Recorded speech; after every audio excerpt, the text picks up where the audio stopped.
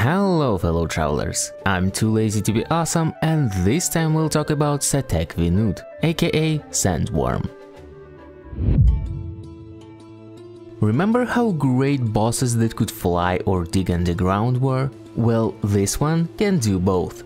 During the fight, Sandworm spent a lot of time underground, briefly showing up in random spots for a few seconds before disappearing again, and in about half of those times it won't even try to attack you. Besides wasting your time with that, boss also has higher overall resistance, with much more animo resistance, but at least its attacks are pretty simple.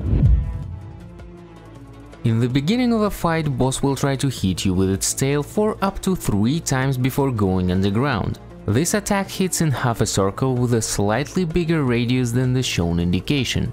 You can either stay far enough, dash around the boss to get out of it, or rely on iframes to avoid damage. However, if you stay too far, Sandworm will instead shoot animo projectiles at you, which you can still easily avoid. These attacks are used only in the very beginning and won't happen again after boss disappears.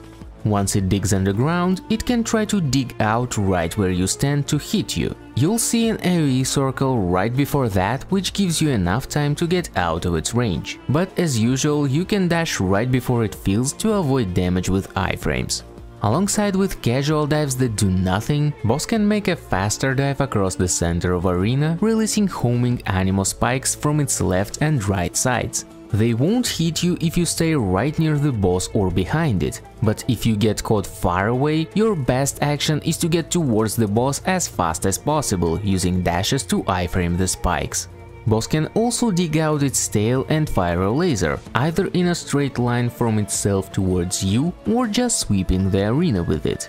It's easy to tell which one it will be depending on where it appears. If Sandworm's tail digs out in the center, it will aim at you specifically, and you can either quickly get behind it or dash away from the beam. But if the tail appears closer to the edge of arena, it will swipe across it and you can either rely on iframes and dash through the beam or simply get to a safe zone around the tail. Every minute or so, boss will fly up, conjuring 6 windbite bullets. You can pop them with Hydro, Pyro, Cryo or Electro, and if you pop 2 of them in 7 seconds, boss falls down and also gets resistance debuff to the elements you used for it until it disappears underground again. If you fail to do so, boss covers most of arena with small AoEs, always leaving a safe spot in the center. During the fight, boss won't give you big openings for dealing damage, so it's better to not miss out on a chance to stun it. That's why bringing elements that you can swirl and having an archer to reach the bullets would be the best option for this fight. Plus, by doing so, you also reduce boss resistance towards those elements, increasing your damage output. You can even use different elements to pop windbite bullets to reduce resistance towards 2 elements at the same time, and you don't even have to bring 2 archers for that, since there is 1 bullet hanging low enough to reach it with melee characters. This works exceptionally well with Vaporize or Melt teams, so naturally relying on those and including archers that can be used in these teams will be your best bet. But even though archers are the most obvious way to pop the bullets, it's not the only reliable one.